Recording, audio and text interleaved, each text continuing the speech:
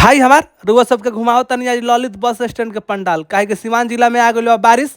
अब बारिश से देखल जाओ कि पंडाल पर का प्रभाव पड़ल बा। जैसे ही गइनी या तो वहाँ देखनी है कि पानी लागल बा। रुआ सभे अंदर जाए के चाहत तनी ताकि पानी हेलिए के जाए। ओकरा बाद बाकी अंदर खुशी के ये बात बा कि अंदर कुछ नहीं के भइल, वाटर प्रूफ बाटे। दर्शन रुआ अंदर अच्छा से कर सकतनी। बाकी एगो प्रॉब्लम ई बाटे कि रुआ जहाँ फोटो खिंचवाओ तनी वहाँ फोटो ना खिंचवा पाए। और ई कोनो प्रॉब्लम नहीं है, बाकी पूरा चारों की ओर थोड़ा थोड़ा पानी लागल बा, कीच पाँच बा। और रउआ सबके बता दी कि पंडाल में 20 लाख से ज्यादा के लागत लागल बा, जौन अक्षरधाम के तर्ज पर बनल बाटे।